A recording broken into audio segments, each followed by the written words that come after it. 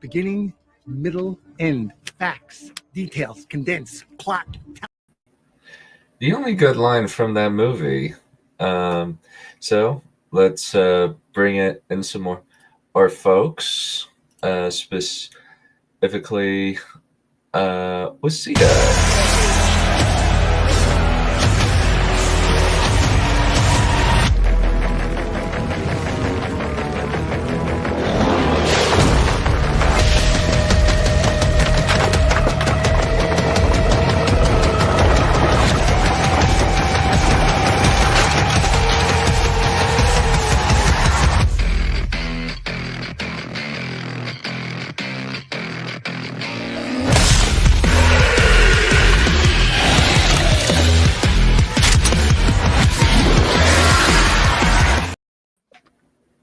Yo, you know we're definitely going to update that to whatever I can find from Doom: The Dark Ages.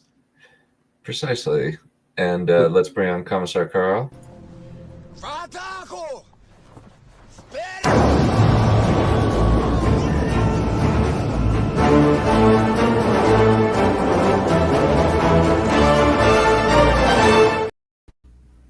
Hello, everyone. Good to be back. Welcome. Indeed. That opening will always get a little smile out of me.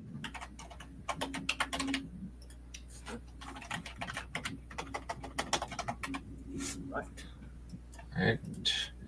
And, of course, we have our resident curmudgeon. Oh, Always planning to do he's that. here. Hey, what do you want to do tonight? The same thing we do every night, Pinky. Try to take over the world. Yes. It's been so long. What an insane person he is. It's been so long, I've forgotten how to do banter. Don't worry, you'll pick it up as we go along. Yeah. I've been doing it a little too much recently. It's nice to be a bit of a recluse for a bit. I Even guess. if it can't last forever. Yeah. Yeah. Well, all right. Looks like the gang's all here. Indeed. All right. So, Balerion, your lunch is going to start, right? Yeah, I'm going to get lunch ready shortly, but let me see. I could do a quick read before then. Let's see. I have a couple of chapters left on this Lord of the Rings parody, and then after that I can start doing serious things again. Okay. I'm down for that. Yeah, that could work. So for sure. All right. So let's see what happens this time. Chapter 7. I'm awesome. Okay. While Vampire was having passionate sex with the Balrog, OMG, Frodo and Sam met Gollum, who was sad because the other hobbits had driven him out for being ugly and having totally no fashion sense at all. And for having a totally so not cool way of talking. This is just so rocks, my precious. Sam was mean to him and called him stinker because Sam was hegemonous, and Frodo got ticked off and was mean to Sam. Vampire left her sumptuous bed with the hot Balrog, LOL, and said, "You guys gotta stop being bitchy."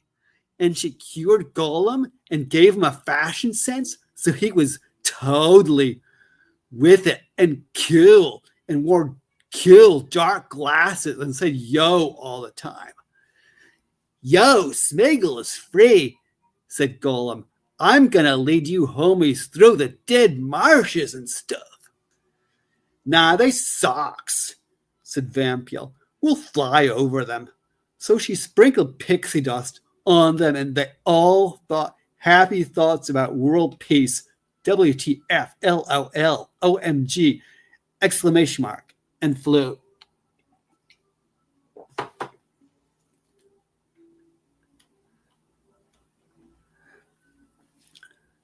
Well, how do I see?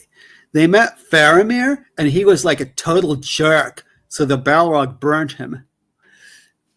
You shouldn't have done that, said Vampiel. People who die deserve to life and stuff, and you should help them turn good instead, because that way they can look into themselves and make the world a better tomorrow. WTF? Question mark, exclamation mark, blah. Sorry, said the Balrog. No prob, said Vampiel, and brought Faramir back to life, which is easy if you remember life and death are constructs. Yo powers are fat, ho, said Golem. Ho objectifies women, OMG, WTF, said Vampiel. In my culture, it means you rule, so don't impose your values on me, said Golem. Whatever, dude. Cultural relativism imposes sucky essentialist narratives like, oh, wow, I'm an orc, I gotta kill people, which is so Hegel, dude, says Vampiel. But your dark glasses totally rule. They went to Asclepius, and the Witch King came, and Frodo didn't offer the ring because Vampiel said that would be totally lame, dude.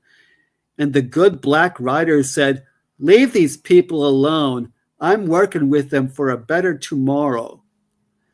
You are a lamer, said the Witch King. But Vampiel scared him away by making him read Usenet posts.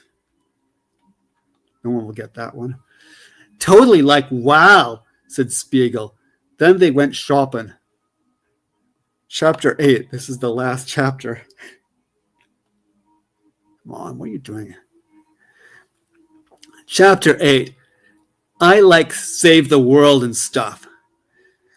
While Vampiel went shopping, Dariel went with Gandalf and whoever to Minnie's turret, and Denthor was a Slav and asked Dariel to sing because she had a OMG beautiful voice, but she said only if you stop being a slob. So he did, and she sang so beautifully, everyone fell in love with her, and bleep, bleep, bleep. But then Faramir came and wasn't being a jerk, but Denthor was a jerk and said he wished Faramir had died so Dariel wouldn't sing anymore.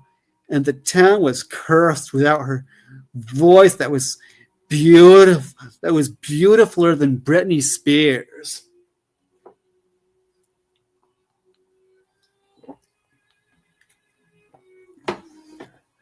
Arwen was gonna die, LOL, WTF. But Dariel made it so she didn't, and my boyfriend says Aragorn got it on with Arwen, and Miranda. Who's Miranda? And Miranda Otto. Okay. But I say he didn't because that's ew, gross. And I'm writing this, not you, because the death of the author and plurilingualism and stuff gotta have limits because some narrative voices sucks. Then Dariel reforged. The sword reforged so Aragorn could use it for action scenes because the market says she could. What the bleep? Because she was cool, but really she was using her coolness to make the market say that through manipulating images. Then they went and got some dead people, and Dariel said she'd make them immortal and give them everlasting bubble gum if they turned good and joined them. So they did. So she did. And don't diss dead people. They rule, you necrophobe. OMG! WTF!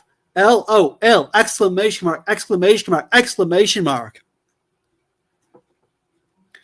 Orly was such a badass. Dariel had to make out with him so she could telepathically ask Balrog if he was okay. And Balrog said, just this once. And Dariel said, that's fair, because that's how you do pragmatics of moral discourse. Miranda killed a Witch King, and he said, no man can harm me. And she said, I'm not a man, you dummy. I have boobs. And he said, oh, yeah. And Nintendo, the unicorn, killed him with its lamer ray that made people die of being a lamer. Narrative consistency is so positivist, dudes. Denthor was still a jerk, so Gandalf banged him on the head, and the horse kicked him into the fire, and Dariel said, that's kind of rude, Gandalf. Gandalf said, sorry. That's okay, he was a lamer. So we'll let it go this time, said Dariel compassionately. I love you, said Gandalf, and they all wondered at her great, OMG, WTF, awesome wisdom, WIZDUMB, and asked how she did her nails and stuff. LOL. Meanwhile, Vampiel and Frood and Sam and the Moth and Balrog, and the Black Rider, and Golem, and who else? And Golem were in Mordor, and they thought the color scheme was awesome, but everything else sucked. They met a LOL exclamation mark spider named Sheila, but Vampiel tamed it by giving it love, and it became friends with Mothy, and they helped each other do their hair. And Vampiel spelled them to have elf hair that undermines species identity. You guys take care of the ring, said Vampiel. I gotta see Sauron. So she tamed the Witch King's pterodactyl named Pratchett and flew it to Barad-dûr, the WTF tower thing Sauron lived in, and told Sauron, you're kind of a jerk. And that flaming bleep look is so lame. I can recommend a good therapist and a plastic surgeon who will make you look like Ken, because your identity as a jerk is a sucky construct, dude. You need therapists because you're my grandfather. You and Shelob had Spiky on the vampire, who's my father, but instead of Schlob getting preg, you did, which gave you angst, so you turned evil. For I see into the deeps of your soul and stuff. WTF. Whoa, said Sauron. Search your feelings, it's true. I get to use the same reference twice. OMG, that's so intertextual, said Vampiel. Sauron listened and turned good. Then she tamed all the orcs and stuff by singing Killing Me Softly in her beautiful voice and looking with her beautiful, clear, deep eyes and shining, cool elf hair. The others got rid of the ring. Of course, Gollum didn't fall in the volcano, but he sung the hip-hop song while Frodo dropped the ring. Okay, said Vampiel, I got to go back to Gondor and join my other half, and then we gotta build a new order. LOL exclamation mark and stuff for a better tomorrow. So she did all that and made Aragorn and Arwen king and queen, and she rewarded all her friends with magic bubblegum that gave them way cool elf hair and x-ray vision. and she made Frodo and Sam and Gollum rule the hobbits, and Orly and Figgy rule the elves, and Gimli rule the dwarfs, and Malthy and Schlop ruled the moths and bugs, and the good black rider ruled the riders, and Nintendo got to rule the magic animals and got a gaming concession. Giradina married the Balrog, and they made lots of good laws, like parents got to let kids stay up till midnight and make them sandwiches whenever they want, and don't got to clean their rooms, and everyone would sing like Britney Spears. But they had to change the last law because everyone wanted to sound like Giradina instead. This work is like deep and angsty, but also clever and ironic because it like mise en question the patriarchal values and shows how text is a social construct and stuff like OMG, LOL, WTF, exclamation mark, question mark, exclamation mark, blah, blah, blah, blah, blah, blah, blah, blah, blah. That's that. And that's the end of that story.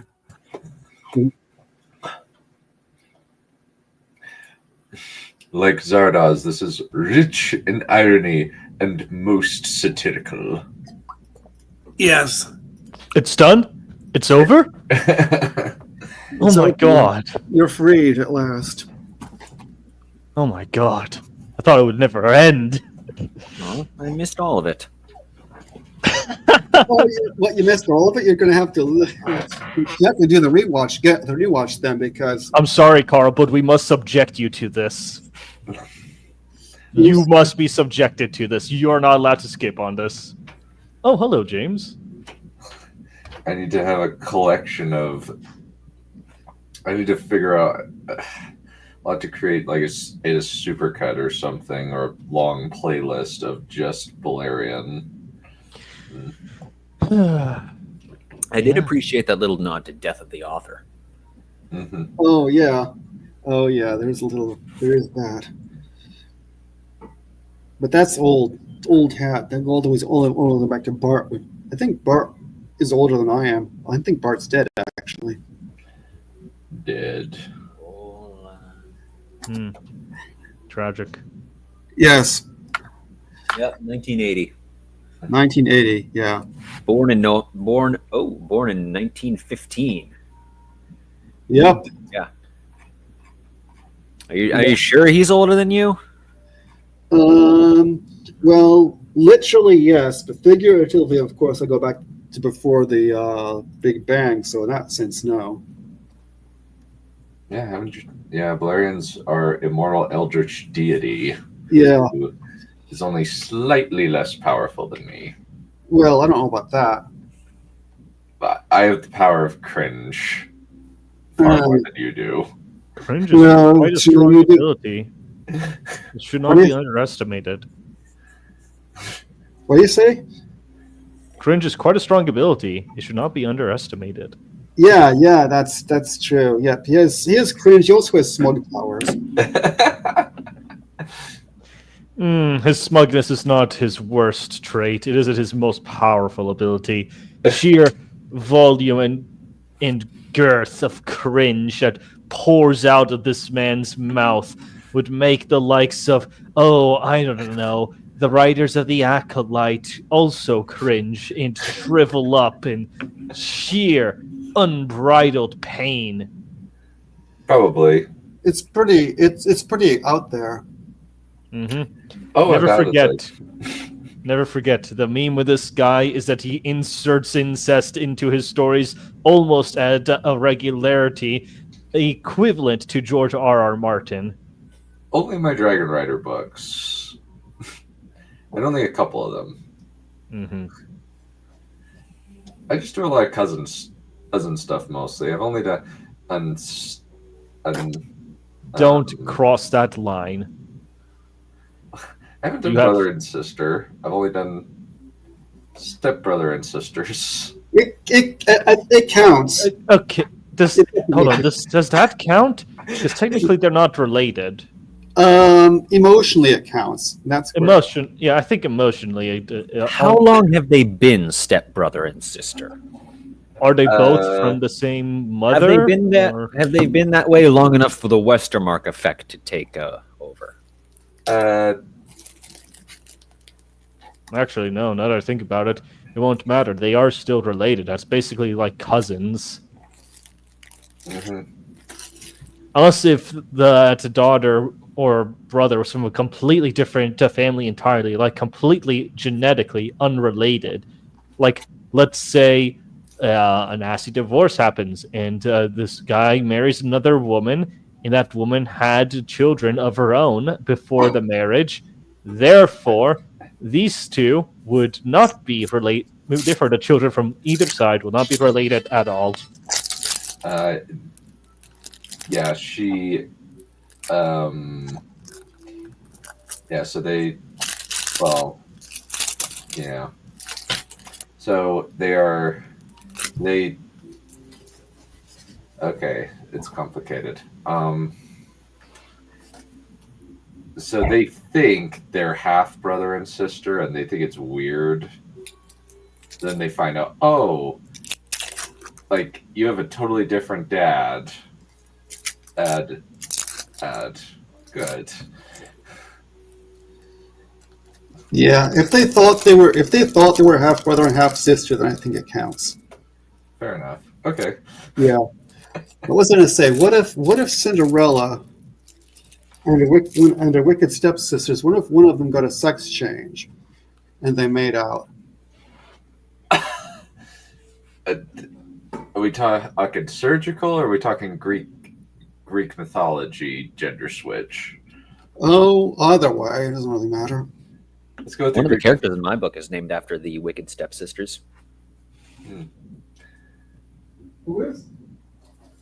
I got the I took a Drusilla and I changed the letters around to get Iseldra. Oh, okay. That was back when I was just using her for the one-off Pretty Woman gag. Before I found out what I was actually going to do with her. Before she acquired a soul and an arc and all that. Mhm. Yeah, all that boring shit. All right. Well, All right. Do we want to? Shall we just do counterclockwise and have Carl go next, and then we'll see, and then I'll go last? all right, I can do that.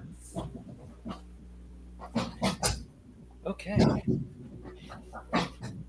So, it has been a while, hasn't it? But finally getting to that one character that I am particularly excited to bring in. And don't worry, this is the last major character that I will be introducing for a very long time. So after that, I will simply begin recycling through the characters I've already got. And here we go then, with chapter 39. Sorry about that. I got a random phone call, rather irritable, but... Oh, I was interrupting something. Oh, no worries. Just mute yourself, Elf, and hop off for a second. Oh, no. I just took care of it already. Okay, go. Well, never mind then. Here we go with chapter 39, Kalish. Shenna slowly raked her tongue back and forth between her teeth as Sebastian's pleasure barge slowly made its way down the canals. It was an old trick she'd learned back in Riverwatch. Just enough discomfort to keep herself awake until the 2 cups of black tea she had downed at breakfast took effect. Above all, Shenna was determined not to let Sebastian see her nodding off in his boat. She looked back at the man standing upon the pilot's platform. He looked much the same as he had before she learned his true nature. He wore the same unremarkable clothes, and his face was as impeccably groomed as Shenna had ever seen it. He was still as handsome as money could make a man, a thin crust of beauty to hide the monster lurking underneath.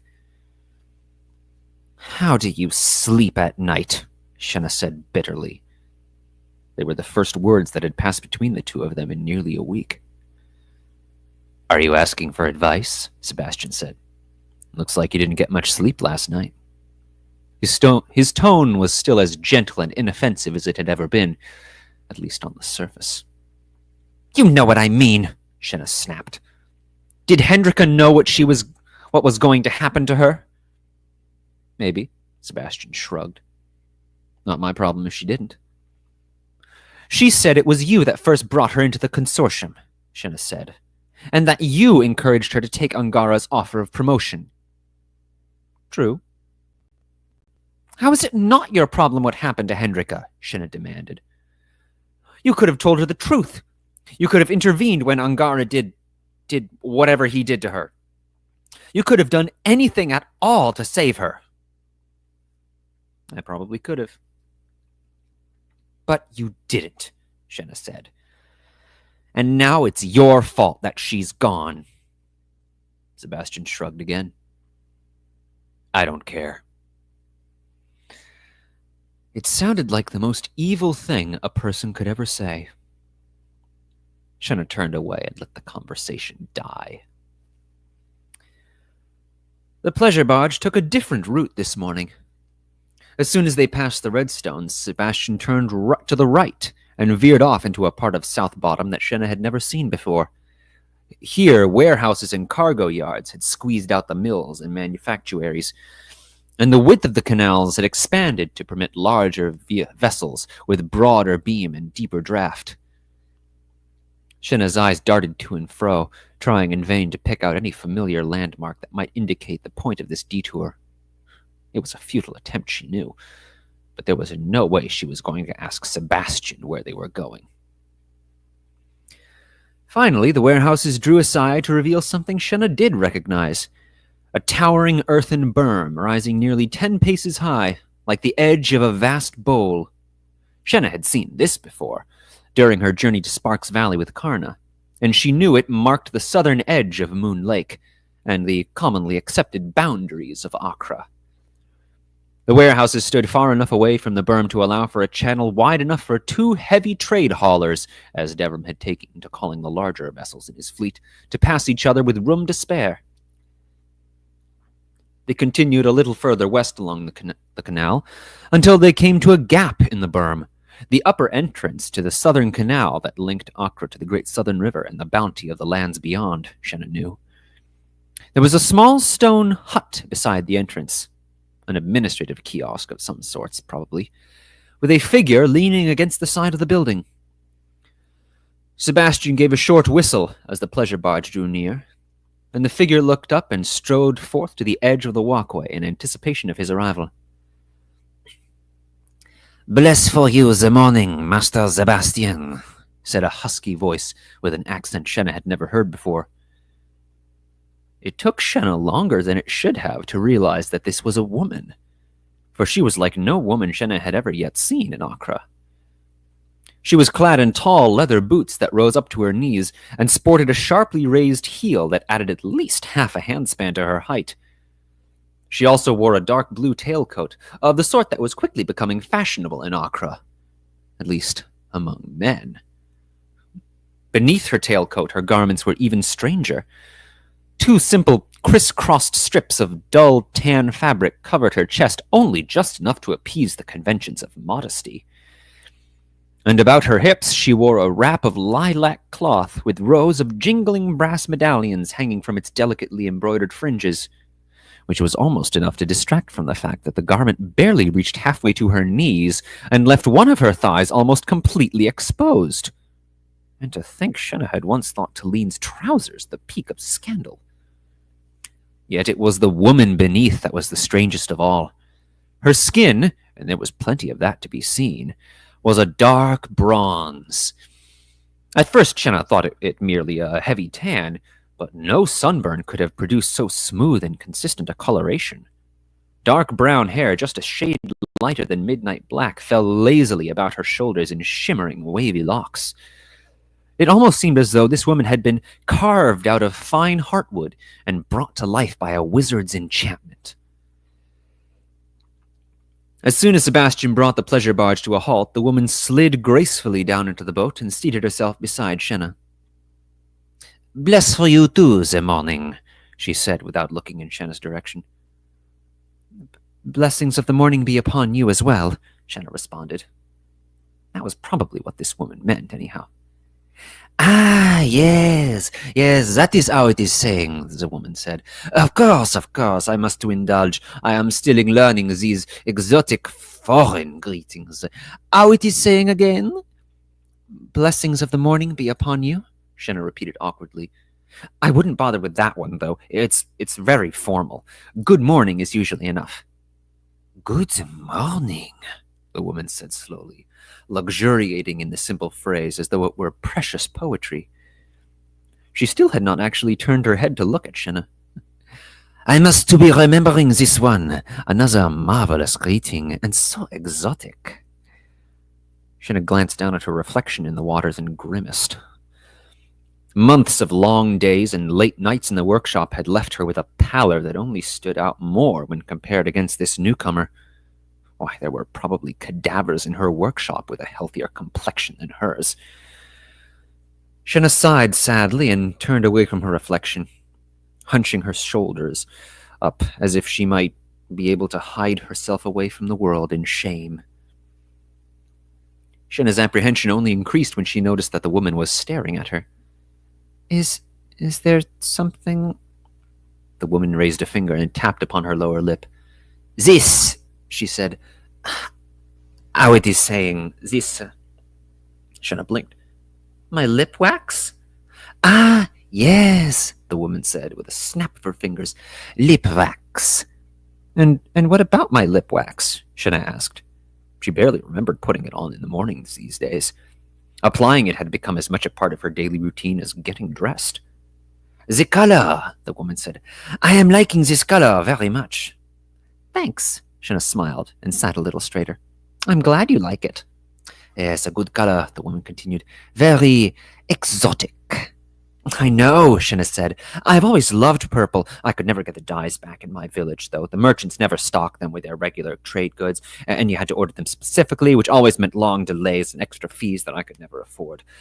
Of course, that was before I came to Accra. You can get anything here. So I've done up my entire outfit in purple. Every kind of purple. Violet, lavender, lilac, mauve." Yes, of course," the woman nodded. She seemed almost disappointed by Shenna's reaction, as if she had been looking forward to something more confrontational. "Oh, I'm called Shenna, by the way," Shenna said, holding out her hand. "It's nice to meet you." The woman took Shenna's hand and gave a firm shake. "They are to calling me Kalish." Shenna stumbled over the name. "Kalish? Is that right?" "Kalish," the woman said again. I Shenna stammered. "That's quite a mouthful to pronounce." "Nobody they are pronouncing it correctly," the woman groaned, and gave a theatrical shake of her head that was too perfectly exasperated to possibly be genuine. "But I am liking you, Shenna, so you may to call me Kalish." "Thanks," Shenna said. "So you'll be joining us in the consortium?" "Of course," Kalish said. "Angar was to tell me that there is a working shop that is not in using."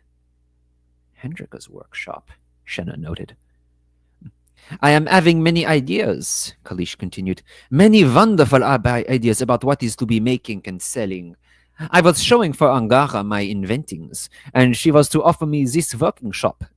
Perhaps I shall be showing for you my inventings later."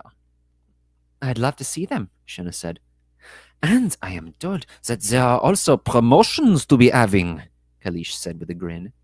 "Master Sebastian speaks of many promotions for the most competitive and cunning. This talk is interesting me very much." Shenna stiffened, like a skittish deer that had just been caught in the sight of a predator. She knew well enough what Angara's promotions entailed, and she wanted nothing to do with them herself. But Kalish was new. She had no idea of the insidious trap that was waiting for her. Shenna had to tell her the truth. She simply had to. She glanced warily back at Sebastian.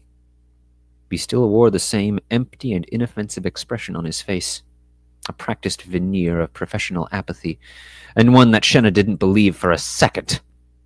There could be no doubt he was listening in on their conversation. And so long as he was, Shenna would need to measure her words with great care. "I think," Shenna said warily, "I think you should pursue a promotion, if that's what you want, of course." "That is good of you to be saying," Kalish said. "No, it isn't," Shenna thought guiltily. The journey continued with only sporadic conversation until they reached the workshop and disembarked. Shenna went inside and stopped for a moment at the foot of the stairs, watching Sebastian lead Kalish into her new workshop. Shenna would need to find a good moment to tell Kalish the truth about Angara's promotions, sometime when Sebastian was conveniently elsewhere. When Shenna reached her third-floor laboratory, she laid out her parchments upon the work table, the schematics for her duplicator. She couldn't keep calling it a construct-making construct, after all. That was far too clumsy. And the list of commands for the duplicator to produce one of Devram's oarsmen, and the reference material for her duplicator. With all the information laid out before her, Shenna set right to work preparing the duplicator, and as soon as it was finished, set it to work producing the first of the oarsmen. As the duplicator began its work, Shenna sat back down at the work table. She drew in a deep, calming breath, and the bright, clear sound of a bell ringing startled Shenna awake. Her head was lying upon a disordered pile of schematics, a stream of drool slowly dribbling out onto the parchment from her open mouth. Shenna carefully picked her head up off the table and rubbed the spittle from her cheek. She hadn't noticed the weariness slowly seeping into her, and the nap had taken her almost as if by ambush. All-night work certainly did not agree with her. The bell rang again, and Shenna turned to see the duplicator standing before a freshly completed construct. The bell being the signal she had decided upon to announce that the duplicator's current task was done. Shenna got up, removed the finished oarsman, compared it against the one she had personally prepared the other day. Shenna smiled. The two were a perfect match. Her idea worked. After setting the duplicator to preparing the next oarsman, Shenna busied herself by looking over the other construct schematics she had on hand. Translating each one into a duplicator script would be a decent exercise to familiarize herself with the code. Not to mention, it would be handy to have the duplicator scripts on hand whenever she needed to replace a construct. It was not a completely smooth process, of course. Shenna quickly identified some shortcomings with her original design. It was to be expected, naturally. Her immediate focus had been on Devram's oarsmen, and she had made a few short-sighted design choices in service to that particular design. The duplicator was still useful, of course, but a more complete version would clearly be needed before much longer. As noon approached, Athanasius swooped in through a window with a songberry in his beak. Shenna accepted the gift just as the duplicator rang out the bell for another construct. Ath looked over at the sound, and all at once fluttered over to inspect the duplicator, hopping up onto the finished construct before it, then onto the duplicator's shoulder, and then behind it, inspecting it from every possible angle. This is the first construct Ath has ever seen, Shenna realized. Perhaps he thought this strange, new, purple-eyed human a kindred spirit? Shenna's suspicions were confirmed when a few minutes later, Ath returned with another songberry in his beak and laid it right in front of the duplicator on the table. The duplicator ignored it, of course, and continued working on the next oarsman. Still, Ath sat there, waiting for the duplicator to notice his gift, even batting Shenna's hand away with his wing when she tried to take the songberry for herself. At about midday, Shenna decided to check up on Kalish and deliver her warning. She headed down the stairs, stopping for a moment to peer into the second-floor laboratory where Karna and Lysandra were setting up. There was already a fresh cadaver lying on the work table in the back, the telltale stitches about its neck clearly visible. Shenna scowled at the sight of Karna's bad practices now returning, and continued down the stairs. Shenna heard Kalish's voice coming from the other side of the chamber by the entrance as she reached the first floor, mingled with another voice that she couldn't yet make out. That was inconvenient. Perhaps Sebastian was still hanging about. And if not him, then it would be some other member of the consortium dropping by for a chat. Either way, Shenna's warning would have to wait. But still, a little pleasant conversation would serve to ingratiate Shenna with Kalish, and so make her all the more likely to heed her warning when it finally came. Shenna set her shoulders back and strode into the side chamber. "Ah, Shenna," said Angara. "Good of you to join us." Shenna stopped in mid-stride as a knot of panic tightened in her gut. I'm sorry. Is this a bad time? I hope I didn't interrupt." "Oh, not at all, not at all," Angara said. "Say, have you met Shenna?" "I have already met this one," Kalish said, leaning precariously back in her chair and swirling a mug of tea in her hand as though it were a crystal wine glass. A most fascinating one, I should say." "Yes, I thought the two of you might get along nicely," said Angara. She held a mug of her own, yet showed little interest in the simmering brew within it. Her hands seemed somehow gaunter than Shenna remembered, her fingers thinner, and the knuckles and joints more prominent than they had been before the change. Angara raised an eyebrow at Shenna. "Would you care to join us?" But before Shenna could sit down, Kalish suddenly bounded up out of her seat. "Ah, yes, this is reminding for me. I was wanting to be showing for you my many inventings." "Yes, please," Shenna said, eager for any excuse to be away from Angara. She stepped aside to let Kalish pass through the doorway and followed her out into the corridor. As they made the short journey to the workshop, Shenna found herself staring at Kalish's boots. And not only because the rhythmic sound of the raised heels tapping against the wooden floors like a hypnotic heartbeat, they seemed to put a sway in her gait that made her coattails whip back and forth with each stride like a cat's tail. Shenna wondered how difficult it might be to learn how to walk in those boots. Perhaps Kalish could show her how it was done.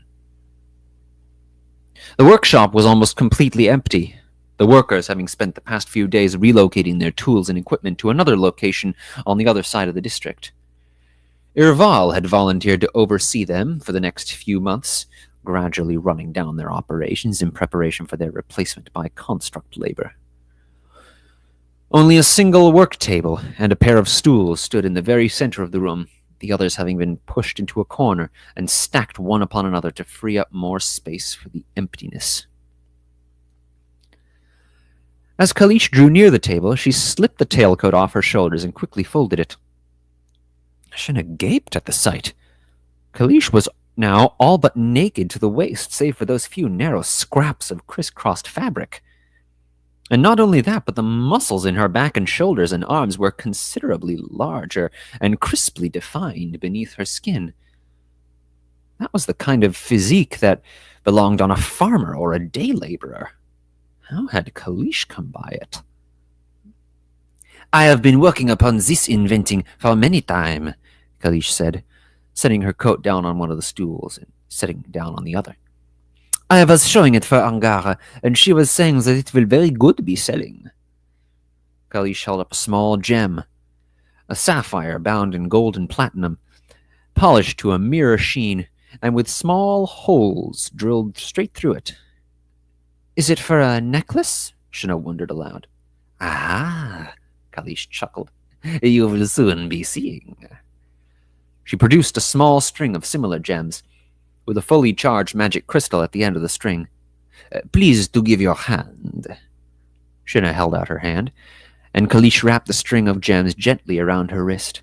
Then, with a single motion, she gripped the crystal between her fingers and swiftly pulled the string out from beneath the gems. Shenna winced and shut her eyes against the clatter of gemstones falling to the floor. But there was no sound. Shenna opened her eyes again to find the gems still wrapped around her wrist. No, they were floating around her wrist. And what's more, the gems were glowing. Shenna reached up a finger and carefully tapped at one of the gems, and watched with amazement as the brilliant jewels began to revolve around her wrists exactly as if the string were still there.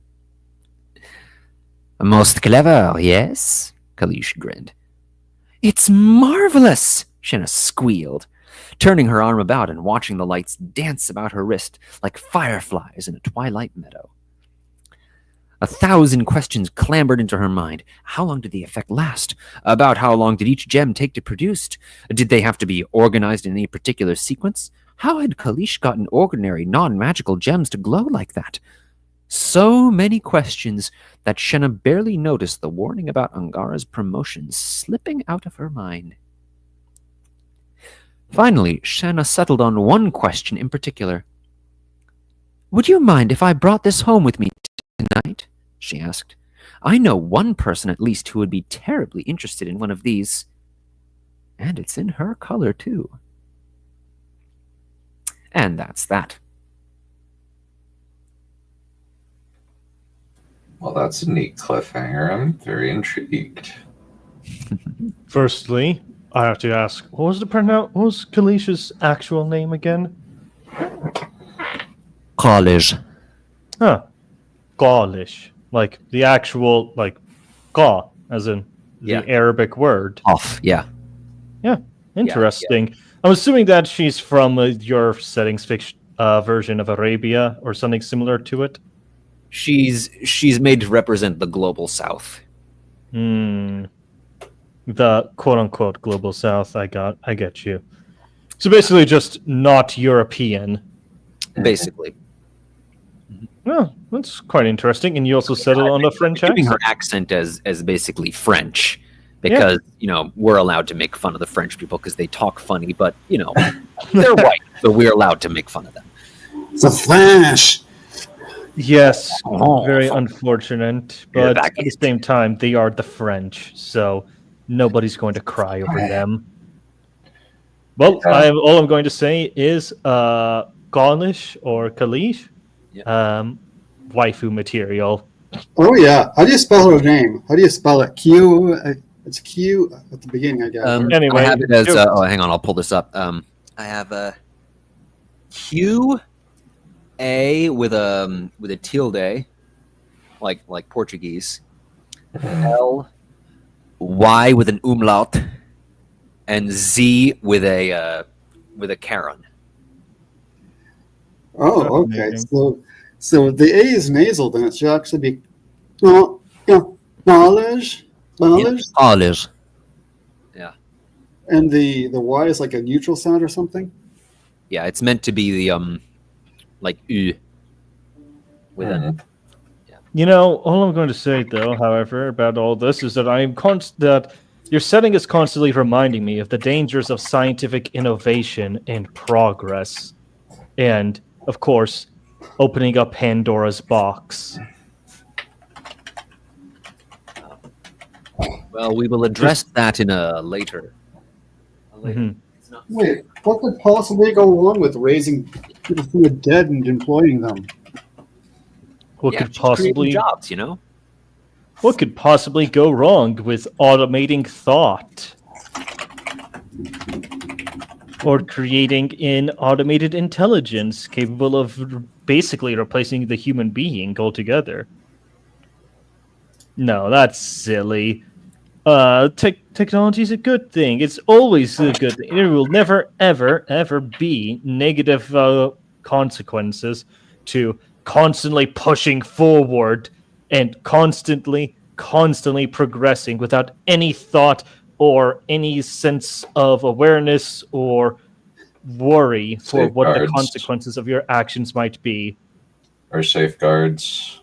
Yeah, yep, especially safeguards. I think we should all start cloning right now. Yep. Who's going to get cloned first, me or Wasia? What? I don't know. What? As long as we're going down this demon's road, we might as well clone you. Oh, lovely! So there'll be so there'll be more of me to piss you off. Well, there'd be someone to actually check to see if there's people ready to do the showcase. Mhm. Yeah, I mean, It was reckless abandon. That was the word I was looking for.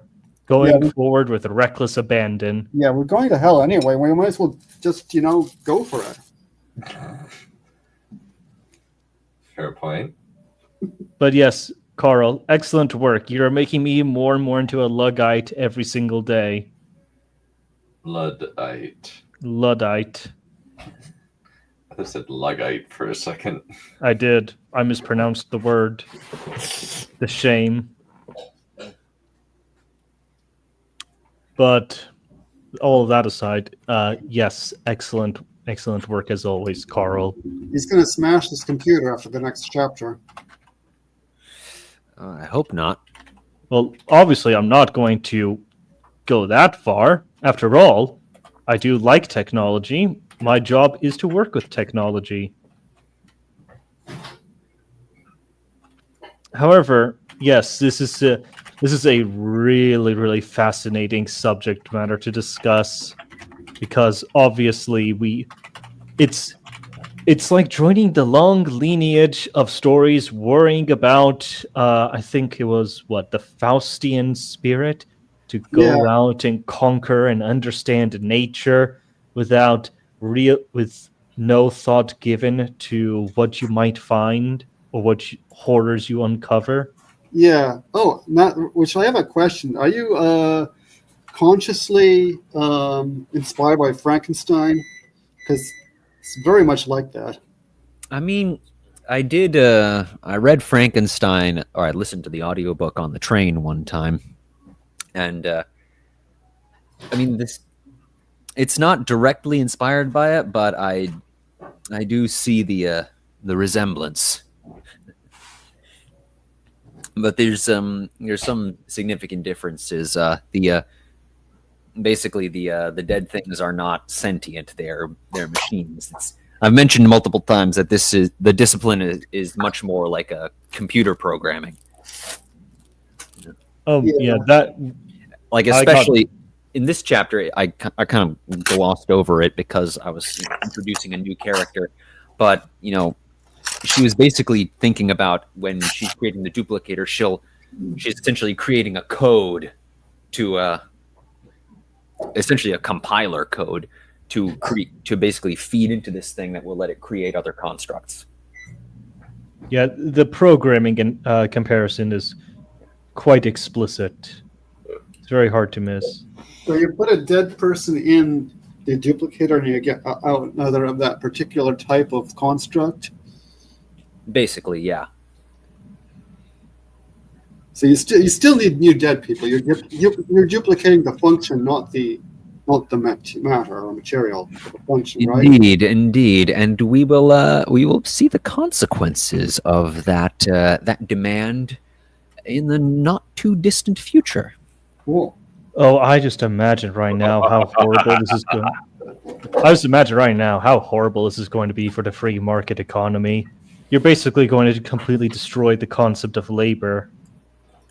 There won't be any more labor force because it'll all be completely replaced by, zombies. I am Put it frank. This conversation, we are clearly getting lots of good ideas. Oh, yes, this is a very interesting subject matter that I actually quite like. And of course, the way that you're presenting this, it invites so many different perspectives with their own ideas and different reasons for despising this. Yes. Like, no matter which philosophy you come from, all of them seem to agree that this is bad. This is not good. No, do not go down this line. Do not go down this road. It will be bad for everyone. Yeah. I will say this though about the Frankenstein comparison. When I was listening to Frankenstein, I just told myself every single time, I said, man, I can so tell that this thing was written by a teenager because it is dripping with angst and self-loathing. Yeah, it's been a while. Also, of course, it was the Romantic era, so that all that sort of thing is really in. The entire Romantic era was basically one big shrieking angst YA novel. Yeah, and of course, this was Percy Shelley's kid, so yeah, she inherited her father's melodrama. Yeah. And so many times, like it's kind of common to in sci-fi threads to hear people say, yeah, a girl invented sci-fi. See, women are like important in that. And I just love that question, because I get to say, look, you have nothing in common with this girl. She was rich as fuck. She had the best education in the time period. She had no daily responsibilities. Her mother was basically a proto-feminist, and she was surrounded by people just dumping inspiration into her every day. She didn't have to clean. She didn't have to cook. Bitch didn't even have to put on her own goddamn clothes in the morning. She had people to do that for her. You have a chromosome in common with this girl, and that's it. And also, there lies another question. Did she invent sci-fi? Because technically you could classify Frankenstein underneath sci-fi. However, it doesn't... I guess you could say it has some of the general ideas, but science fiction as we know it wasn't... Well, people don't look at Frankenstein and say that it's science fiction. People look at Frankenstein and call it horror. Yeah, it was gothic horror. Yeah. So just generally the idea of someone being able to invent a single genre is just ridiculous. Yeah, there's definitely stuff. Even William Gibson, the king of cyberpunk, did not invent cyberpunk himself. I mean, there's stuff from the 18th and even 17th century that you could call science fiction. There's people traveling to other planets. So there's stuff that you could call science fiction if you wanted to. Yeah, and you want to go all the way back. There's some writer in like the 1st century or the 2nd century BC or what have you that's technically the first science fiction story. And if you really want to get creative, if you really want to get creative, Dante Alighieri's Paradiso or whatever is also science fiction because he's traveling to other planets. Yeah, and there's an old Irish story about people coming from another world. They were in a spaceship. They were traveling through the air on a ship, and then one of them fell out of the ship and drowned. Nice. But anyway, yeah, like, I don't know. People who say, see you when we're invented science, and this is like, that just reeks of such a high level of insecurity. That's all it comes off as. It's just so insecure. Like, you just desperately grasping for validation. Nobody cares. Nobody's going to judge you, and nobody cares. We just want to see what you write. We want to see the quality of your work. Unfortunately, however, I'm about to go next. So we'll have to... So, speaking of lacking in quality of work... Sell yourself short. You're okay. Yeah, I know. Are you trying to pull an Othello where you're doing like, rude am I in my speech and little blessed with the sweet phrase of peace? I am not pretentious enough to know that. Well, very much. Oh, wait a second. No, I'm not educated enough to know that. There it is. Yeah, what you said just made me think of this. And you all get A's or S, and there is no test, and you all failed it, and you all got A's. Who cares? Goodbye. Goodbye. Nice. As well as the this. Actual ethical system that you should all follow is nihilism. The world is empty. There is no point to anything, and you're just gonna die. So do whatever. Absurdism. We make our own meaning. Deep stuff. Yeah. I kind of want to watch The Good Place. Figure out like how we could do a watch of The Good Place. And The Good Place is hilarious. It has some very funny bits in there. Yes. Yeah. Uh-oh. Valerian, is that your bomb going off? No, that's my bomb going off, remember? What about my bomb? No, he might be a boomer, but he's not that kind of boomer. I am. Boomer and Bomber do sound alike. Oh yeah, that is true. Anyway, I already have the second half of my first chapter opened. It's oh shit, this is only 6 pages long. Oh well, I guess my presentation is going to end up being shorter than I expected. Hopefully I don't stumble over my words. So, as a brief recap, this Valerie girl, yeah, she's going to this planet. She is with her fiance, another lady by the name of Dove. Her and her team have just finished suiting up, and they will be landing on the planet shortly. Apparently, they've been called over here to help rid this planet of something. What it is, they haven't yet gone into details on that yet. However, they are on their way to meet up with the planetary governor to take care of that right now. So there's really going to be... So if you've heard this first chapter before, then not much has changed. However, since I am restarting, it warrants reading out again. Precipitation preceded their arrival. It was a stormy day, the thick clouds blotting out the sky in an endless deep teal color. The rain fell precipitously and coated the landing pad with shallow puddles as the craft touched down. Its beaming headlights shone and reflected on the 1,000 droplets as they passed by, and its forward ramp hissed as the cabin depressurized.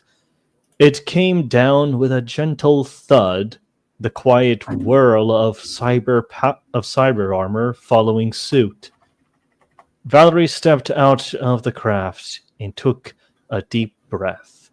The air carried a pleasant scent, cooling and cleaning her lungs as she took it in. She smiled joyously and looked up at the beautiful turquoise sky, her hair already shining wet. Though she cradled her helmet in her hand, she dared not to put it on. Instead, she relished in the moment. Then, a deep sigh. "Smells like home," she remarked, turning to her team. "Come on, this way." Valerie nudged her head, beckoning them. Her team didn't hesitate, sticking close to her. Dove was right by her side, Miriam tailing the team in the back, with Sheila and Sunny between them.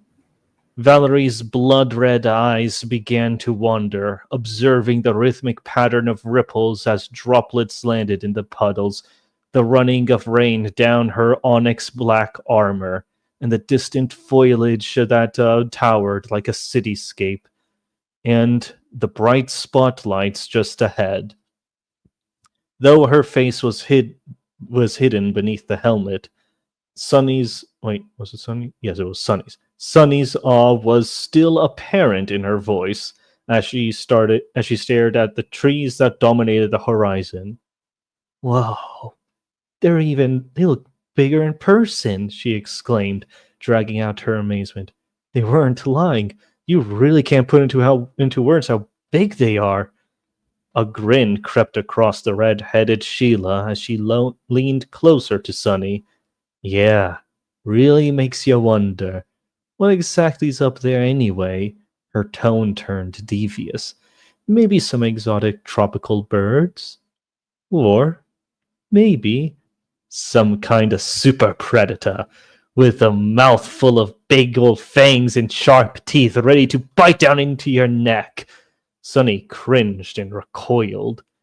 Meanwhile, Valerie chuckled and peeked over her shoulder. "We haven't been here for more than 10 minutes, and you're already trying to scare Sunny? Must be a new record." Sunny shook her head, straightening up as though taken aback. "What? No, I'm not scared." Sheila giggled. Aw, don't be frightened, little Sonny.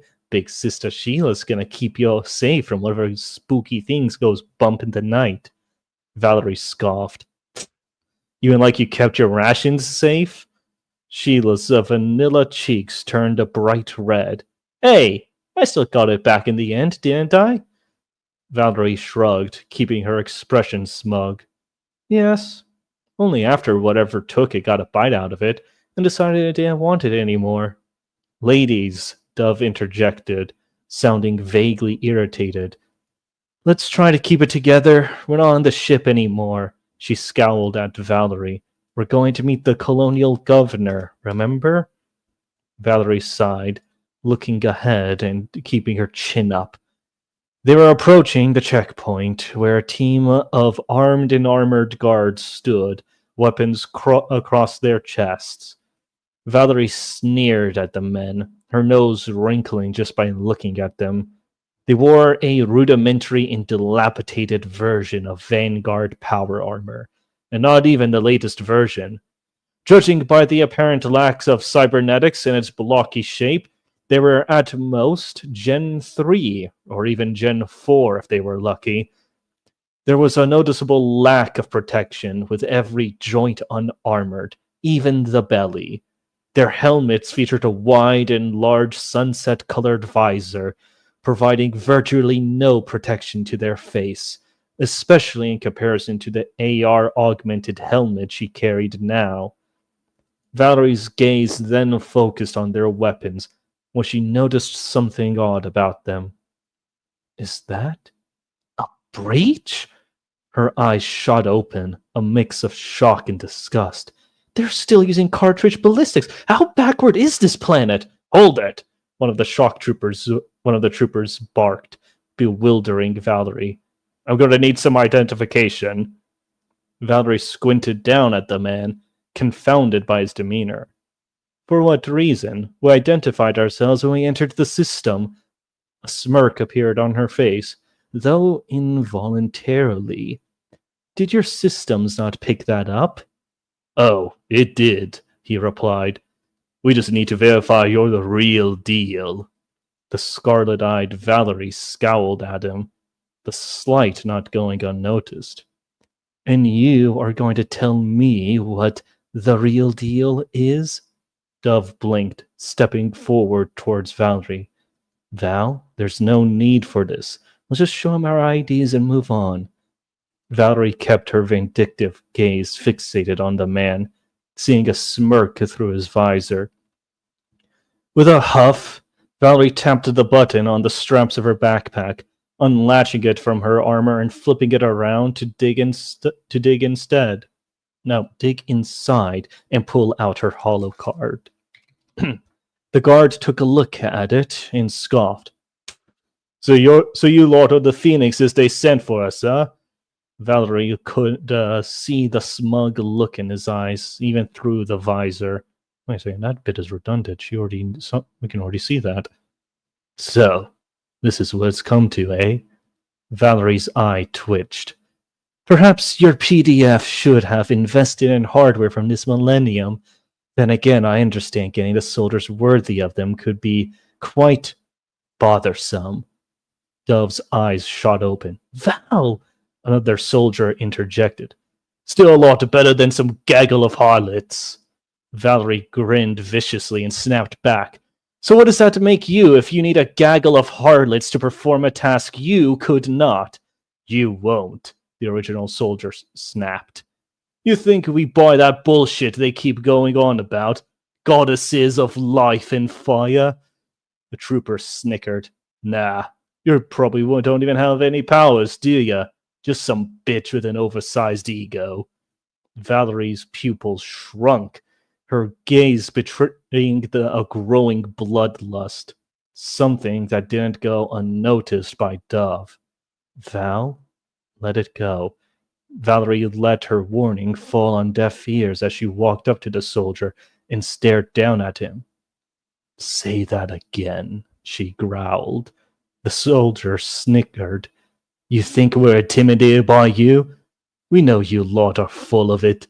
At least we've been augmented. Take off your armor and what are you? Just an overglorified sack of meat. Hell, I could probably turn you into paste with just a punch. Valerie's fists tightened. Her skin crawled. A growl got stuck in her throat as she continued to viciously stare him down. Her bloodlust rose and coated her vision in red.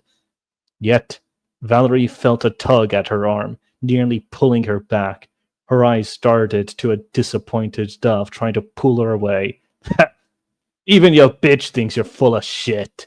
Valerie's pulse spiked, her head feeling lighter as adrenaline rushed through it. Do you want to test that theory, Sharmuta? Oi! Valerie flinched, looking past the guard, seeing a man in white beneath an umbrella drone approaching the checkpoint. What is this commotion about? The guards immediately stood at attention. Sir, we were just... Don't bother with the excuses, the planetary governor spat out. His hands were still behind his back. Is that any way to treat such esteemed guests of honor? I ought to have you flogged in public for such disgraceful conduct. Valerie blinked, flabbergasted by the planetary governor, as the planetary governor bowed his head to her. Madam Valerie, daughter of Mother Twilight, I apologize on behalf of my men. I hope this welcome was not too obscene. Valerie's face relaxed, her ears finally able to hear the rhythmic sound of rain splashing against the floor once more. Her eyes wandered back to the clouds, and her tone softened. No, the weather here is rather lovely. It reminds me of home. The governor nodded. Well, I am glad at least our planet remembered to be hospitable, he replied, side-eyeing the soldier. Dove frowned, walking up past Valerie and bowing her head to the governor. Forgive our bickering, sir. Regardless of your men's demeanor, we should be above such petty quarrels. Valerie scowled at her, seeing Dove's golden eyes briefly meeting hers. The governor, however, responded with a hearty laugh. Please, ma'am, there is no need. I understand the desire to defend one's honor as much as any other. He recomposed himself. Come now. Please follow me. I shall share the details of the assignment with you in my office. Valerie kept her crimson lips sealed and nodded. She heard the whirl of her team's cyber suits as they walked past her. Valerie shot a confused look at Dove as she went past her, and Sheila gave her a dirty look in return. Finally, Valerie trailed behind the team and glanced back at the guards, just before she entered the black hover, seeing them stare back at her through the tinted visors, just before she closed the door. Done. I am done. Did you see? Oh, did you need something? Sorry. Kill it. That's chapter 1. It's finished. Yes. That is chapter 1, all said and done. Well, not It's done not as in D-U-N-N, but D-O-N-E. Oh, I know. There's no Good escaping it. resist. Oh, hello. How's it going? It's been a minute. Good to see you. You call that a British accent, you bloody donkey. I don't have much You gotta practice, put some James. effort into it. Come on, you called it a British accent, you bloody donkey. Seen the new Dracula film, That's how you right? Oh, nice. Yeah, I've heard good things about Nosferatu, and my really persnickety sister liked it, but admittedly, she's kind of pretentious. So Yeah. Anyway, apologies for butchering the British accent, even though, nobody really cares much for the British anymore anyway. Tragic as it is. They bloody deserve it anyways. You think you're Everybody deserves it. you think you're Everyone. so great. The French deserve it. If we were to be if we were to apply our sense of morality onto every single group of human who has and ever will exist, the whole of the human species should be wiped out from existence. But of course, we don't believe in collective punishment, now do we? No, Because it's against that- the Geneva Convention. Yes. Ooh, However- I did like that one moment in there where she says, "Wait, breach loading? How backwards is this planet?" Yeah. That was Somebody... Yeah, I think Dunn pointed out that it was weird that there's, basically modern firearms about 2,000 something years into the future. So I decided to make it a point that this is remarkably backwards. Okay. Fair enough. I like the. It kind of reminded me of that. There's one scene in like Star Trek or something where where Kirk and stuff are going back in time to the modern day, and they're going through a hospital, and Dr. McCoy sees this woman who's going through kidney dialysis, and he just walks around going, "What is this machine?" And the doctor says, "Oh, that's a dialysis machine." Dialysis? What is this? The Dark Ages? Pretty much. Yeah, which is pretty ironic because the dialysis was a fairly new procedure at the time. Yeah. Well, of course, you would expect that sort of thing from people who are, far ahead. All I have to say is that, what was it? Was it modern snobbery? No, contemporary snobbery will always be a thing, no matter how advanced you think you are. At some point in the far future, some arrogant, presumptuous little cunt is going to look back on us and say, "Wow, what a bunch of horrible, evil, disgusting people. So backwards. They used this, and this. Don't they know better?" Yeah. People do have a riot going after the Middle Ages. It's gotten kind of old. Because people don't understand how progression works. You cannot have possibly imagined that some random thing in the past could cause diseases if you don't even know what diseases or germs are. The ancient Romans didn't know what germ theory was. Germ theory is what? Was that discovered during the Golden Age of Islam, or is that later during the Enlightenment? Well, germ theory wasn't confirmed until Robert Koch and Louis Pasteur, which was the mid to late 19th century. But that was just the confirmation. Oh, so some people were working with the germ theory for a while. I mean, okay, that's good. They knew about contagion before they knew about germs as such. Yeah, Oh, but yeah. they were still using the miasma theory. Mm. Let's see of course, the Greeks and Romans have the early development of germ theory, but it didn't really catch on, as usually. Mm-hmm. Usually the case. And for all of my harping on about warning about progression and all that stuff, technological progression is not guaranteed, and it can easily be reversed. Indeed. Yeah. Do not take it for granted. Yeah. Nice opening sentence, by the way. Thank you. Yeah. I kind of worked on that one for a while. I really, really wanted to get it right. I really, really wanted to set the tone or set the scene. Yeah. Yeah, I think the style, the prose comes off better this time. Mm-hmm. There's a few little things. There's a few little things here and there, but it comes off better. I noticed. Yeah, like a nose wrinkled at the sight of something is a little weird. I haven't used that description often, so I decided why not. Yeah. And there's a place where you have shrunk for shrank. A lot of people make that mistake. All right.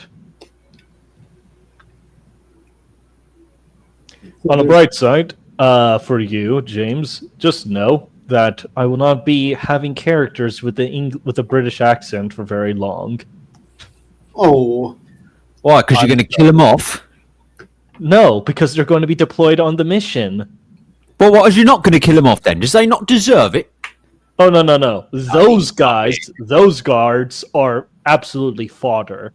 They are going to be used specifically to demonstrate the sheer ferocity and savagery of the thing they are going out to kill. So they're getting wharfed. They aren't... To say they're getting wharfed would to imply that they were strong to begin with. Red shirts, then. yeah. Yes. Yeah. Oh, to put into perspective in terms of power scaling, those guys are the equivalent of Halo Spartans, which in any other setting would be pretty good, you know? Yeah, it was pretty good. But, of course, in this setting, they are literally fodder. They are easily produced, mass producible, quote-unquote, super soldiers.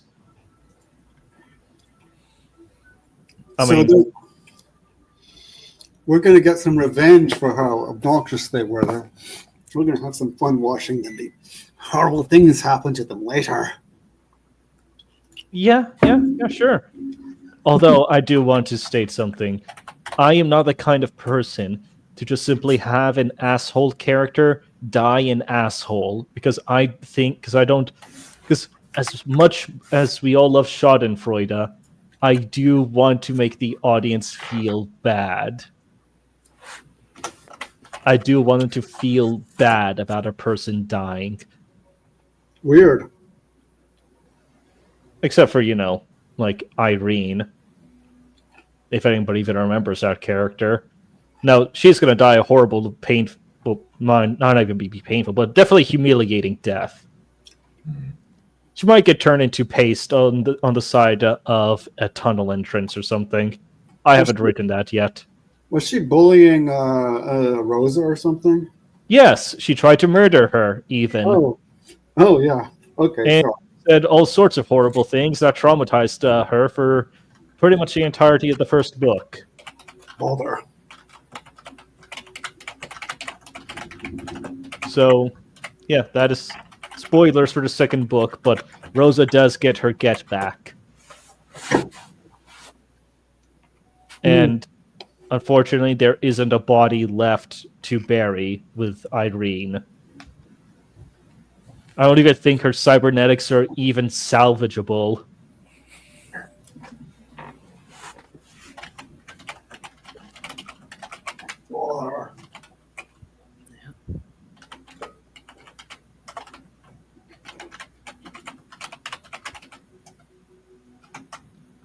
Anyway, let's see.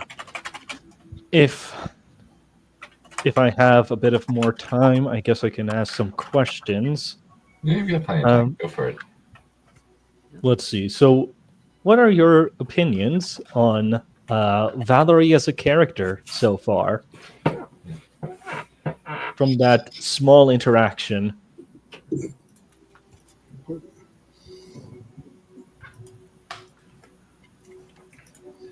There's a lot. Let me think.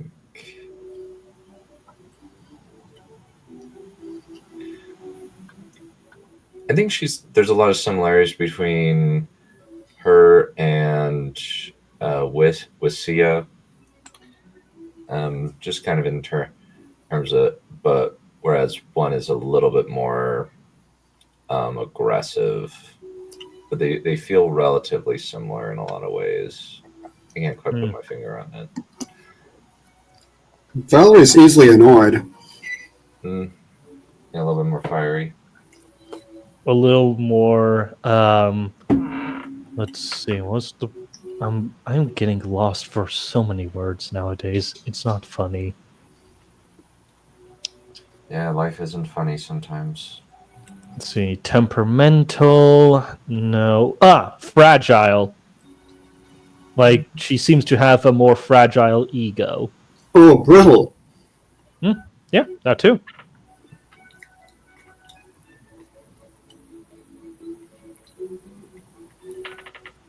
Like, She- does it appear to come off like she has some sort of insecurity? Yeah. Yeah, I'd actually say yeah. Nice. And I'm assuming, well, yeah, I think the characters are quite obvious in terms of what they are. Like, do you guys agree that I did a pretty good job with the characterization? Yeah. It's Yeah. decent. Makes sense. Yeah. All right. Well, I don't really have much more to go to ask. Again, it is only 6 pages, so there we go.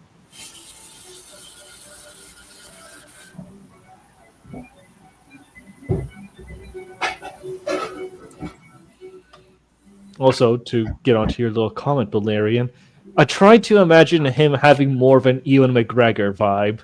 Who? The governor. Obi-Wan Kenobi from Star Wars. Fair enough. Hello there. Yeah, that sort of vibe, that sort of feel to his voice. Cool.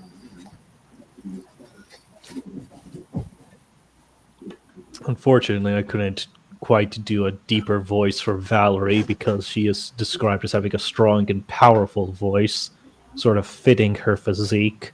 But, well, that's not really important right now. The audience can imagine it while they're reading it. Yeah. So she has a deeper voice, like maybe a contralto. I don't know what that phrase means. Contralto means like a really, really deep woman's voice. Yeah, something like that. Yeah. But not really deep, just noticeable. Like Ripley. Yeah, something like that. Sigourney Weaver is actually a good comparison. She's got a very, very deep voice. Mhm.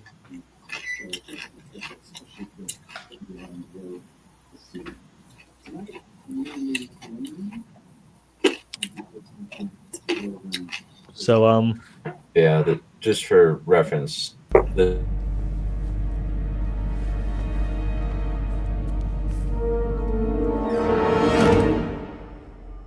Hello there. General Kenobi. never gets old. He was a bold one. Did you have any other questions? We've got plenty of time. So I like it.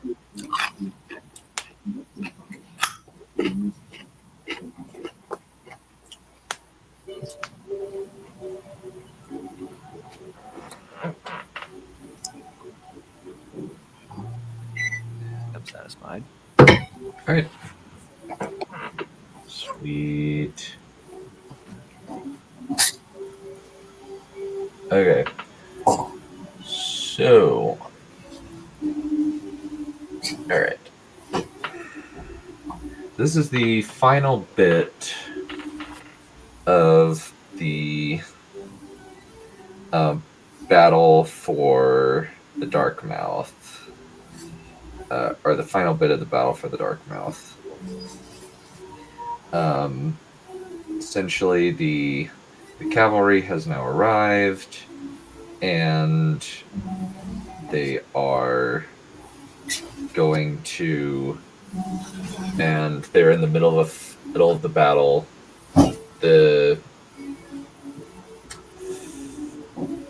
Let me see. So I did change the name of the sheet to Elfar, since I figured that since I've been getting comments from my in-person writers group, that it's just like, you gotta change this, and I'm like, change this. Does she have a connotation? I'm like, yeah, probably. So that's the only major change. So, and right now, Kamul is dueling against two of the Delphar High Lords. Okay, chapter 26, The Champion. Farah and the others landed atop the fortifications to get a good look at Kamul's duel with the two High Lords. Darkness swirled around him while light burst from the Delphar with such brightness that Farah had to shade her eyes.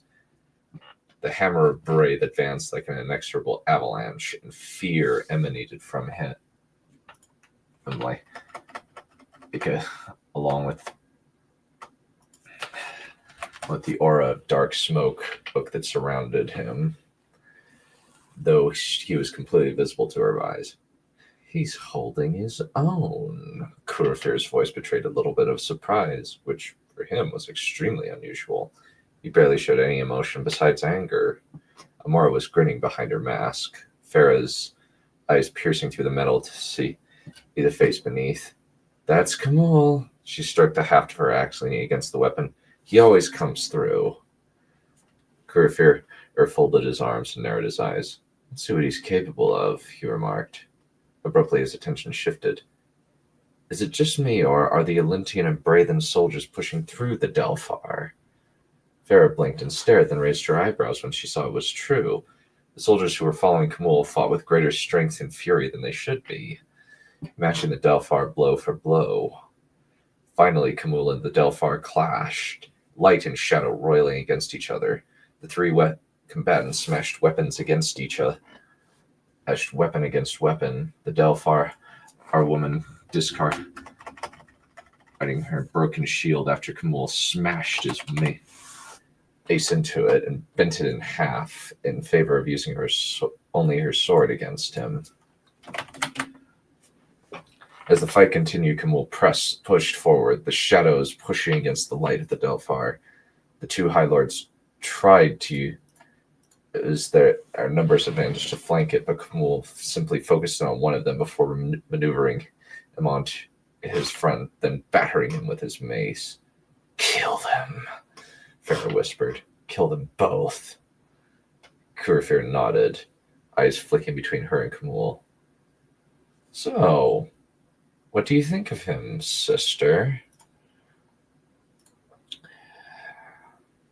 Eyes immediately narrowing, Farah glared at her big brother, her little brother.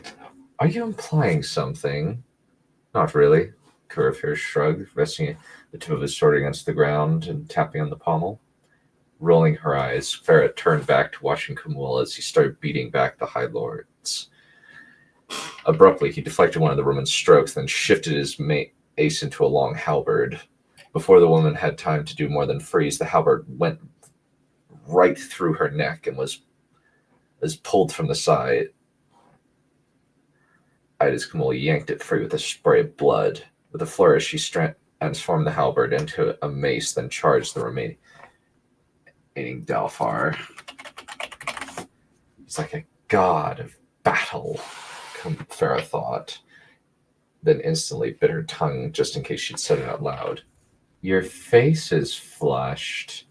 This time it was Amora who had the smirk. Is violence an aphrodisiac or something to you? For a moment, Farah glared at the new Azareth and started chuckling. I might actually like you, Amora. Kurafir didn't seem at all amused by contrast. He was completely absorbed in the one-on-one duel that Kamul and the High Lord had begun, all of the other combatants avoiding getting near them in fear of being killed by the two supernatural beings. I'm going to marry that man, Farah thought as Kamul smashed his mace into the High Lord's sword so powerfully it was knocked aside. Not waiting for the enemy to regain his stance, Kamul lunged forward, then slid into the Umbriel, becoming a figure of shadow. As soon as the Delphar glanced around, sword rising, Kamul appeared behind him. A loud crash accompanied the warlord, slamming his shoulder into his opponent's back, knocking him forward. Before he could recover, Kamul's mace smashed into the High Lord's head, turning it into a spray of pulp and blood. Incredible. Kurafir shook his head in amazement as Kamul turned to the Delphar and the Deep Ones who had been watching the fight. I look forward to seeing him work more. You might get the chance. Farah remarked as as shadows began swirling around Kamul. Fear roiled from him, causing the creatures to shrink and quail. Flee! He roared at them, the power of the Umbriel suffusing the area. Run from me! Terror cleared in their faces. The Delphar and the Deep Ones around Kamul began pushing backward as their comrades behind them tried shoving forward.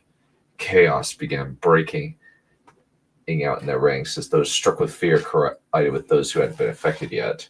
However, as any got within the affected area, they began to flee backward, turning the enemy around Kamul into a disorganized mob. Attack!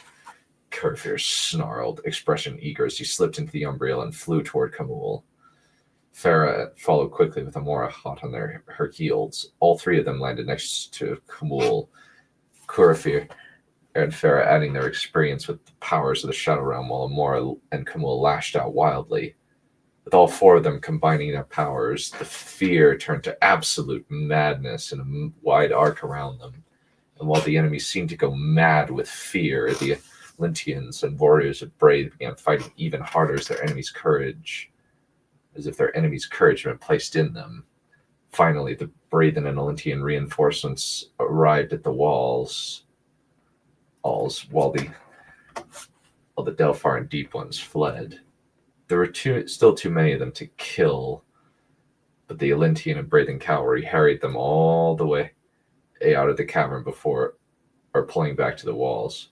We're still outnumbered, but we just broke them, Farah thought as Kurfir watched them flee with a hungry look in his eyes.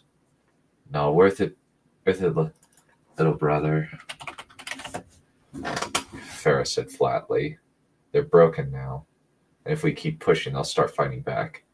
We should kill all of them, Kurfir snarled. They are the reason for all that has happened to us. There could be more coming as reinforcements, brother. Kamul put his hand on Kurfir's shoulder. If we pursue, we could be cut off and surrounded, unable to kill any more of them. We need to pull back, consolidate, repair the gates, ensure that we're ready when the next assault happens. Kurfir turned his burning orange eyes on Kamul, who met them with a level, unbreakable gaze. We should kill them all, he growled. We will, Kamul promised, tightening his grip on her brother's shoulder as if to restrain him. We need to take the Viltri and then rebuild while we wait for the next assault. For a moment, Kurfir looked like he was going to pull free, but Kamul's grip tightened slightly. We are not going to chase them. Sagging slightly, Kurfir nodded. Fine. You're right. Farah was so shocked she considered checking if the sky had turned lurid green. Kurfir hated being balked at killing his mortal enemies. However, something about Kamul seemed to exude a aura of control and, well, leadership. It's very similar to her father, actually. It's definitely appealing. So, what are the losses before the battle? Kamul asked, glancing around. Before the battle, we were 9,000 strong. Kurfir took a deep breath. Now, he seemed to be adding up numbers in his head. It's more like 6,000. Against these odds, I'm impressed, Kamul said approvingly. You're a good leader, Prince Kurfir. I'm looking forward to serving alongside you as co-commander of this fortress. Co-commander, huh? Kurfir tilted his head. Why not you and my sister? Because he held off similar size army.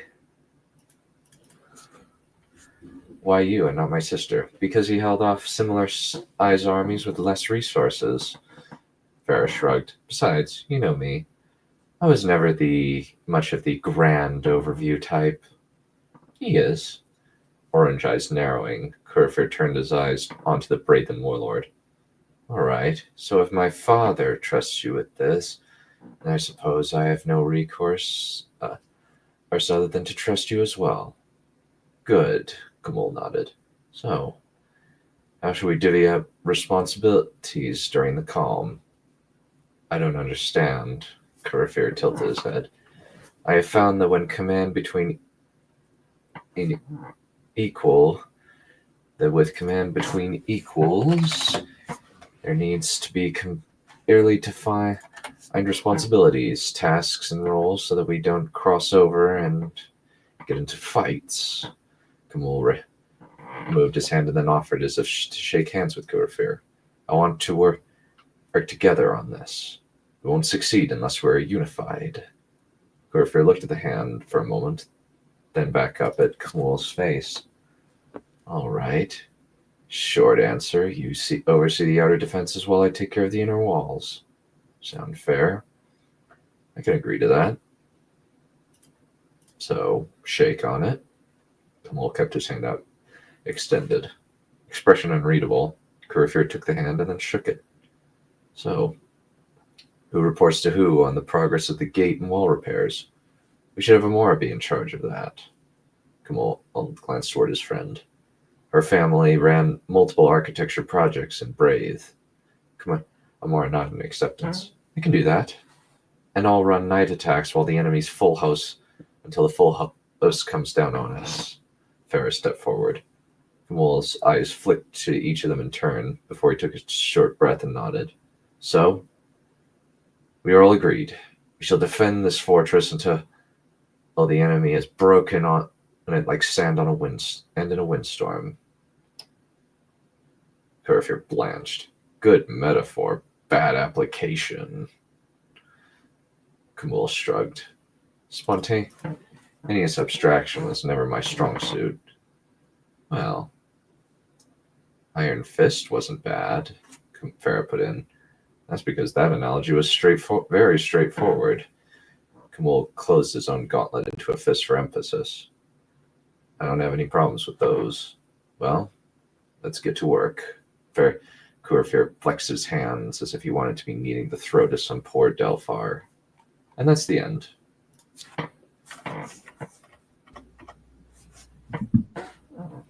Yeah, I'm with that creepy voice. I think you should just kill them all. That is clearly the sensible decision given the circumstances. You know, I would agree if I knew what the circumstances were. They nuked an entire city with a tsunami, or an entire island, with the intent of killing everybody on it. Mass murder is where it's at, man. Who?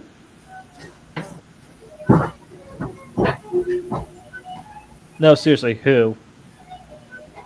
Who nuked who? So the Delphar nuked the humans. Ah. Yeah, rip and tear until it is done. That's pretty straightforward. Yeah, they didn't end up doing it because the humans transported the people off of the island, and now they are functionally monsters. Nice. Wait, the humans? Yeah, basically they mutated. No.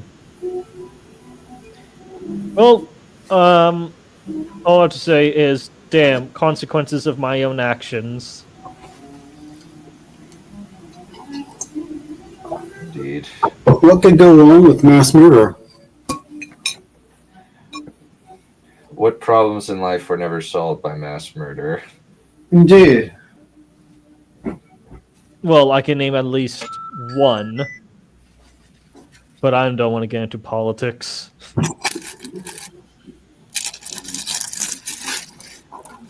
Yeah, true. Probably for the best. Yeah. Mm-hmm. Well, spooky, scary guy is spooky, scary. That's very nice to know. Yeah. He's freaky. I don't want to be around him specifically. His sister actually seems pretty cool and level-headed. Yeah. Yeah. Uh, Yeah, Kurfir, one of his girlfriend was on the island, and now she's a monster with no memory. oh. Yeah, okay, that'll do it. So, are we going to see any romantic murder scenes with Farah and Kamul? Possibly. Good. It's that nothing says love and romance and all that like a little bit of killing. All right. I Well, love you, Valerian. I hope you know that. as a princess once said, "Oh, that's sweet. I like you too. Still gonna kill you, but now at least we can enjoy the romantic subtext." Oh, sorry, the mutual romantic subtext of all the murder. Hey, works. They also forget to mention that Razor is one of my favorite chapters in Slay the Princess. What a funny, quirky gal. Totally trustworthy and reliable. You can definitely trust Razor. I have no context, but I imagine it's probably good. Yeah. I concur. All right. Any other thoughts before we call it quits? Not really. I enjoyed it. Thank I you. enjoyed all this. It's great to be back again. It is Indeed. very nice. I really hope that I can get the second chapter for Val's story done. Yeah. So, Yeah, I'm thinking about doing the Arcane Season 2 roundtable discussion. It kind of sucks that we're kind of doing it so late to the table, but I really want to kind of get my thoughts out about that one. So it's just like, oh gosh. mhm. Yeah, what was that? The Arcane Season 2, since it's very much a wow, this is phenomenally disappointing in a way that I did not think was possible. You see, disappointing is a very, very light way of putting it. This is more like the worst goddamn thing that has ever happened in a very long time. Yeah, Oh, wow. Considering that's whoa, that sounds pretty strong. yeah. I need everybody to understand the sheer depths of my disappointment. Well, of my anger, really. This is a tragic moment in the story. Indeed. Tragic is again, it's a betrayal. That is the only word I can use to describe it. A straight up, sheer, and unbridled betrayal of everything they set up in the first season. And it makes my blood boil. I want it dead. I hope Christian Link never gets to write or pick up another pen for the rest of his life. Dang. I wonder who hates who more. Well, I wonder who do we hate? Do you think is worse? The showrunner for the Arcane or Ryan Johnson? Ryan Johnson is amusing in his stupidity and in his failure. Yeah. Since all he can do with Knives Out is just say, it's just dumb. Yep. No, that's the only clip we need to play whenever anybody brings it up. It's just dumb. Yeah, I need to clip that. Yeah. That is some amazing utility. Like, if anybody ever says that Glass Onion was actually genius, I'm going to tell them, no, it's just dumb. That's it. Mhm. That's the purpose of the film. The purpose of the film is to be stupid. There is no meaning. Stop trying to look for one. It's not genius. It's not incredible. It's not intelligent. It's not thought-provoking. It's just dumb. It's basically just... Ryan Johnson didn't even try. He just wanted to make something that was stupid, and he succeeded in doing that. So I guess, congratulations. Task failed successfully. Yeah. Yeah. Yeah. Yeah. Yeah, I'm just felt left out. Yeah, sorry. No, no.